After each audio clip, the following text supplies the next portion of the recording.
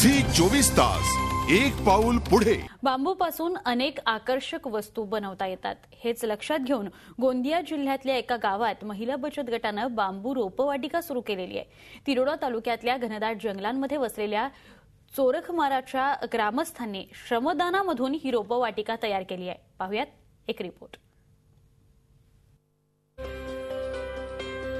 हिरवीगार दिसणारी ही आहे बांबूची रोपवाटिका।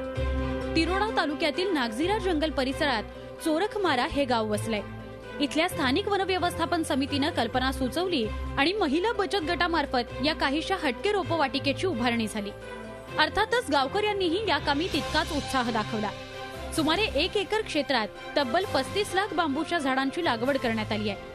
नदीकाठची सुपीक माती, शेणखत याचा वापर करून आज ही बांबूची रोपवाटिका चांगलीच बहरली आहे। झाडांची आम्ही वाढ झाल्याच्या नंतर औषधी फवारणी केला, खत घालल्याच्या नंतर पाणी घालला।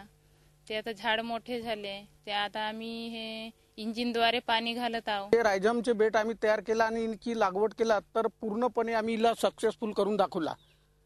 आणि हे रायझमचे बेट तयार महिलांनीच केला। संपूर्ण महिला, त्या 10 महिला होत्या, त्यांनीच हा कुंपण वगैरे केला आणि हे बेटही तयार करून दिला। फक्त आम्ही त्यांना नांगरटी करून दिला। बांबूच्या या रोपवाटिकेतून गावकऱ्यांना सुमारे 35 लाखांचं उत्पादन मिळण्याची अपेक्षा आहे। यातूनच रोजगाराचं एक वेगळं साधन गावकऱ्यांना मिळू लागलंय। पण कसं आहे, काही टोपली बनवता येईल, काही लोकांना बांबूचे तट्टे बनवता येईल, सूप बनवता येतील आणि बांबूपासून बहुतेक जे काही बनवण्यालायक आहे ते सगळेच बनवण्याचे माध्यम या ठिकाणी केले जाईल। आदिवासी बांधव बांबूपासून टोपल्या, सूप अशा इतरही कलाकुसरीच्या अनेक वस्तू आकर्षकपणे बनवतात। यासाठी दिवसेंदिवस मागणीही वाढतीये। म्हणूनच या बांबूच्या रोपवाटिकेपासून या परिसरातील गावकऱ्यांना रोजगाराचं एक वेगळं साधन मिळाल्यानं दिलासा मिळालाय। झी 24 ताससाठी गोंदियाहून माधव चंदनकरसह ब्युरो रिपोर्ट, मुंबई।